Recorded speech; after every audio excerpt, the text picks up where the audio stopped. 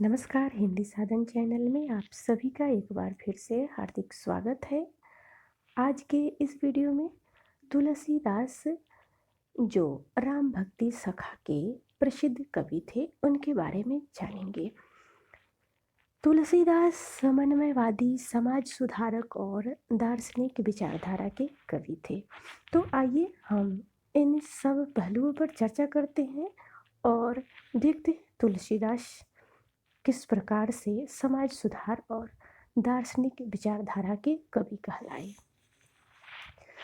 जिस युग में तुलसीदास जी का जन्म हुआ था उस युग में धर्म, समाज, राजनीतिक आदि क्षेत्रों में पारस्परिक विभेद और वैमनस्य का बोलबाला था। धर्म के क्षेत्र में एक ओर हिंदू मुस्लिम तथा दूसरी ओर शैव शाक्त वैष्णव मतों में आपसी ईर्ष्या द्वेष बढ़ता जा रहा था। हिंदू समाज अवर्ण और स्वर्ण के भेदभाव में विभाजित हो रहा था। घोर अशांति का वातावरण उत्पन्न हो गया था। ऐसे समय में गोस्वामी तुलसीदास जी ने तत्कालीन परिस्थितियों का गहराई से अध्ययन करके समाज में व्याप्त वैमनस्य को दूर करने का प्रयत्न किया है। उन्होंने इस विषमता को दूर करने के लिए समन्वय की प्रवृत्ति को अपनाया। उन्होंने धार्मिक, सामाजिक, पारिवारिक, राजनीतिक सभी क्षेत्रों में समन्वय स्थापित करने का प्रयास किया। अपनी इसी समन्वयात्मक दृष्टिकोण के कारण तुलसीदास जी लोकनायक कहलाए। शैव और वैष्णव मत का समन्वय। तुलसीदास जी इस दोनों मतों में समन्वय स्थापित करने के लिए एक ओर शिव के मुंह से कहलवाया, सोई मम इष्ट देव रघुबीरा, सेवत जाई सद मुनि धीरा, और शिव को राम जी का उपासक सिद्ध कर दिया।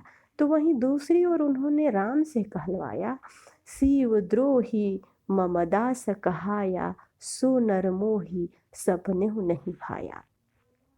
तो इस प्रकार से राम को शिव की अनन्य प्रेम सिद्ध कर दिया। और इतना ही नहीं, तुलसीदास जी ने सेतु निर्माण होने पर राम के द्वारा शिव की प्रतिष्ठा एवं पूजा अर्चना करा के राम को शिव का अनन्य भक्त सिद्ध कर दिया। वैष्णव एवं शाक्त मत का समन्वय। तुलसीदास जी वैष्णव और शाक्तों में वैमनस्य को दूर करने के लिए शक्ति की उपासना की और सीता को ब्रह्मा की शक्ति बताकर उनकी प्रार्थना की। आइए पंक्तियां कुछ देखते हैं। नहीं तब आदि मध्य अवसाना, अमित प्रभाव वेद नहीं जाना, भव भव विभव पराभव कारिणी, विश्व विमोहनी स्वप्नस विहारिणी। तो इस प्रकार से ज्ञान और भक्ति का समन्वय भी उन्होंने कैसे किया है। तुलसीदास के समय में ज्ञानी और भक्तों में बड़ा विवाद था। वे एक दूसरे को तुच्छ समझते थे। तुलसीदास ने ज्ञान और भक्ति दोनों की महत्ता स्थापित की और कहा कि दोनों मार्गों में कोई भेद नहीं है। भगत ही ज्ञान नहीं नहीं कछु भेदा, उभय हरहि भव संभव खेदा। इस प्रकार से उन्होंने दोनों की क्षमता सिद्ध की। उन्होंने भक्ति को ज्ञान और वैराग्य से युक्त बताया। भक्ति ज्ञान से संयुक्त होकर ही सुशोभित होती है। श्रुति सम्मत हरि भगति पथ, संयुत विरति विवेक। सगुण और निर्गुण का भी समन्वय उन्होंने इसी प्रकार से बताया है कि भक्तों में सगुण और निर्गुण को लेकर जो लोक विवाद चला आ रहा था, तुलसीदास जी ने सूरदास जी के भ्रमर गीत में निर्गुण का खंडन करते हुए सगुण की महत्ता का प्रतिपादन किया है। तुलसीदास ने निर्गुण एवं सगुण के विद्वेष को मिटाते हुए दोनों में समन्वय स्थापित किया है और बताया है निर्गुण और सगुण में कोई भेद नहीं है। अगुण ही सगुण ही नहीं कछु भेदा। तुलसीदास जी का मानना है कि ब्रह्मा निर्गुण और निराकार ही है, यथापि वह दयालु और शरणगत वत्सल है और भक्तों के कष्ट निवारण के लिए एक सगुण रूप भी धारण करता है। द्विज और क्षुद्र का समन्वय। तुलसीदास जी के समय में छुआछूत का भेदभाव अत्यधिक बढ़ा हुआ था। उच्च वर्ग के लोग निम्न वर्ग के लोगों से घृणा करते थे। इस सामाजिक विषमता को दूर करने के लिए रामचरितमानस में गुरु वशिष्ठ को क्षुद्र निषाद राज से भेंट करते हुए दिखाकर ब्राह्मण एवं क्षुद्रों में भी समन्वय स्थापित किया है। उन्होंने उच्च वंशीय क्षत्रिय राम को बानर भील रीछ आदि से प्रेमालिंगन करते दिखाकर उच्च वर्ग और निम्न वर्ग में समन्वय का सुंदर उदाहरण प्रस्तुत किया है। इसी प्रकार से राजा और प्रजा में समन्वय। तुलसीदास जी के समय में राजा और प्रजा के बीच गहरी खाई थी। उन्होंने इस खाई को दूर करने का प्रयास किया। उन्होंने बताया, सेवक करपद नयन से मुख को साबित हो ही, अर्थात राजा को मुख के समान और प्रजा को हाथ पैर और नेत्र के समान होना चाहिए। जिस तरह शरीर में मुख और अन्य अंगों के बीच तालमेल होता है, उसी तरह तुलसीदास जी ने राजा और प्रजा के समन्वय पर जोर दिया है।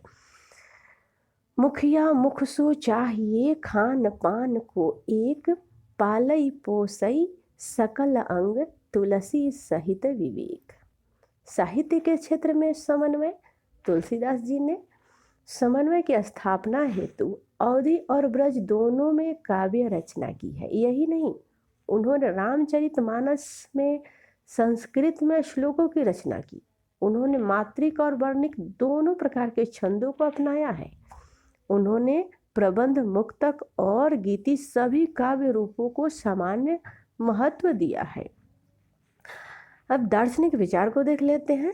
तुलसीदास जी के काव्य में दार्शनिकता के भी दर्शन होते हैं। उत्तरकांड में उनके दार्शनिक विचार अत्यंत स्पष्टता से व्यक्त हुए हैं। तुलसीदास जी ने राम को ब्रह्मा कहा है, जो नर का रूप धारण करके रघुकुल के राजा बने हैं। परमात्मा ब्रह्मा नर रूपा, हो ही रघुकुल भूषण भूपा। जीव के बारे में तुलसीदास जी का विचार है कि जीव ईश्वर का अंश है, अविनाशी है, चेतन है और निर्मल है। ईश्वर अंश जीव अविनाशी, चेतन अनल मल, सहज सुख राशि। संसार के बारे में वह कहते हैं कि सारा संसार और उसके चराचर जीव सब माया से उत्पन्न हुए हैं। मम माया संभव संसारा, जीव चराचर विविध प्रकारा। मोक्ष साधना के बारे में उनका मत स्पष्ट है।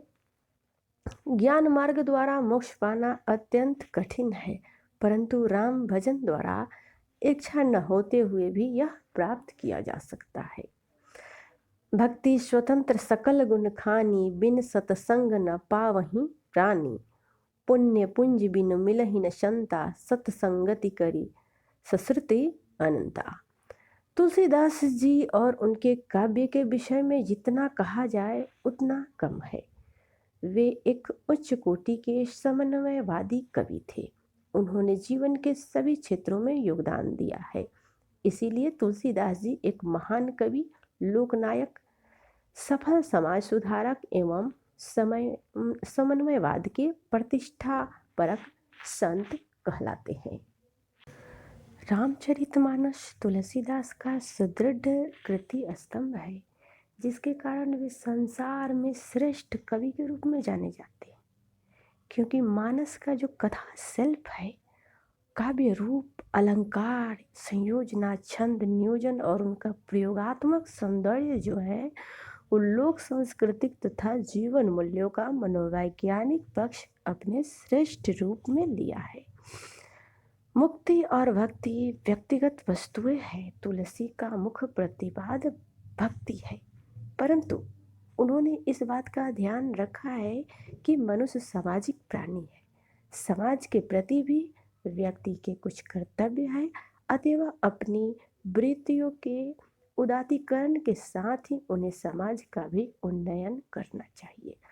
तुलसीदास के सभी पात्र आदर्श प्रस्तुत करते हैं। व्यक्ति और समाज, आत्म पक्ष और लोक पक्ष के समन्वय द्वारा तुलसीदास ने धर्म की सर्वतोमुखी रक्षा का प्रयास किया है। रामचरितमानस की सुंदरता, अंतःकरण की विशालता एवं भारतीय चारित्रिक आदर्श की साकार प्रतिमा है। तुलसीदास ने राम के रूप में भारतीय संस्कृति एवं सभ्यता की ऐसी आदर्शमय और जीवंत प्रतिमा प्रतिष्ठित की है जो विश्व भर में अलौकिक, असाधारण, अनुपम एवं अद्भुत है, जो धर्म एवं नैतिकता की दृष्टि से सर्वोपरि है।